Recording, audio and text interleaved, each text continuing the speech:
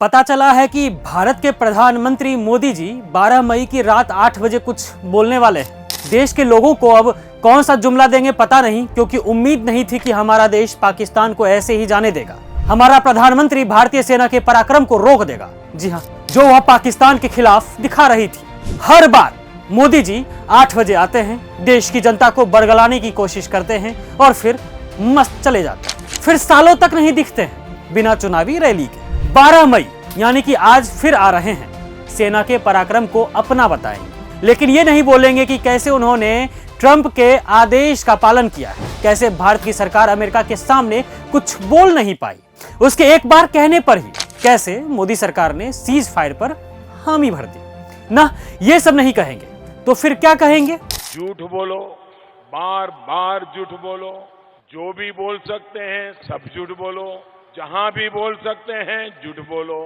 जितनी बार बोल सकते हैं झूठ बोलो, किसी भी विषय पर बोलो तो सिर्फ और सिर्फ झूठ बोलो। मोदी जी जब भी 8 बजे रात में जुबानी जमा खर्ची करने आते हैं, देश के नाम और कुछ तो नहीं विपत्ति डालकर चले जाते हैं। नोटबंदी के समय भी हमने यही देखा था। नोटबंदी से कितना फायदा हुआ ये तो मोदी जी ही जाने, लेकिन एक बात तो सच है कि पाकिस्तान के साथ सीज फायर करने के बाद भारत विश्व भर में अपमानित हुआ है। सीज फायर नहीं होना चाहिए था, ऐसा मानना देश के लोगों का है, जिन्होंने मोदी सरकार पर भरोसा दिखाया। जी हाँ, आखिर आज 8 बजे रात में टीवी पर आकर मोदी जी कहेंगे क्या?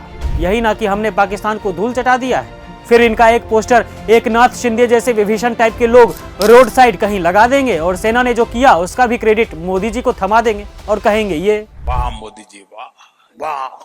आपको बता दें कि मोदी जी ने 22 अप्रैल को जम्मू कश्मीर के पहलगाम में हुए आतंकी हमले के बाद से ही ना तो कोई बयान दिया, ना किसी की बात सुनी, और यहां तक कि घमंड में चूर मोदी जी ने किसी भी सर्वदलीय बैठक में हिस्सा नहीं लिया। सीज फायर पर फैसला करने से पहले विपक्ष से एक बार पूछा तक नहीं, सीधे फैसला ले लिया। विपक्ष ने सीज फायर के बाद सदन में विशेष सत्र की मांग भी की। मोदी जी के कान में विपक्ष की आवाज भी नहीं गई। अब जाती भी कैसे? ट्रंप भैया ने जो मोदी जी को कह दिया था सीज फायर करने। खैर, आपको बता दें कि पहलगाम आतंकी हमले के बाद भारतीय सेना ने पाकिस्तान के खिलाफ ऑपरेशन सिंदूर चलाया, जिसमें सेना ने 100 से ज्यादा आतंकी मार गिराए और 40 नापाक सैनिकों को भी ढेर कर दिया। फिर अचानक से 10 मई को पता नहीं क्या हुआ, दोनों देशों ने सीज फायर पर हामी भर दी और इसका अनाउंसमेंट अमेरिकी राष्ट्रपति ट्रंप ने किया। मोदी जी, आपसे तो बेहतर यूक्रेन के राष्ट्रपति जेलेंस्की निकले, जो महाशक्तिशाली देश रूस से लड़ने के लिए तैयार थे पर झुकने के लिए नहीं। ट्रंप ने जेलेंस्की को समझाने की कोशिश की तो उल्टा जेलेंस्की ने ही ट्रंप को समझाते हुए कह दिया, पुष्पराज, मैं झुकेगा नहीं। लेकिन मोदी जी ने क्या किया? ट्रंप भैया ने कह दिया तो सीज फायर कर दिया और सेना का मनोबल तोड़ दिया। देखिए, इसमें भी कोई शक नहीं कि मोदी जी को लगा था कि थोड़ा इधर उधर कर लेता हूं, फिर फोटो खिंचवा लूंगा, लेकिन भाई साहब फोटो के चक्कर में युद्ध में जल्दबाजी कर दी। डिप्लोमेटिक लेवल पर कोई देश भारत का साथ नहीं दिया। फिर सेना ने जैसे ही पाकिस्तान के लगभग सभी एयरबेस को ध्वस्त कर दिया तो अमेरिका से आए एक कॉल पर ही सीज फायर के लिए भी मोदी जी तैयार हो गए। मोदी जी को यह समझ ही नहीं आया कि ऐसे काम नहीं चलता है।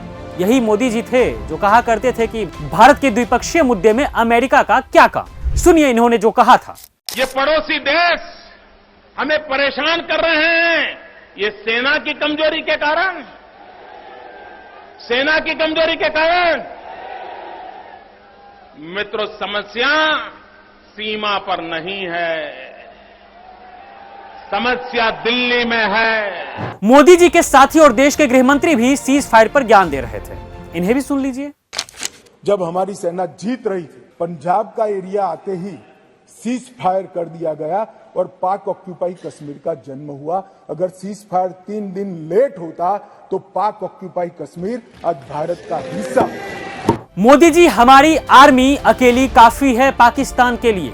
लड़ने की बात आएगी तो हमारी सेना 2 मोर्चों पर एक साथ लड़ सकती है, लेकिन आपकी सरकार में शामिल नेताओं के अपने डिप्लोमेटिक फेलियर और जल्दबाजी में बहुत गड़बड़ करवा दी है। फिर आप 8 बजे आकर क्या कहिएगा? कुरुस बुकनी ही झाड़िएगा ना, क्योंकि इसके अलावा तो आपकी सरकार और आप कुछ कर नहीं सकते।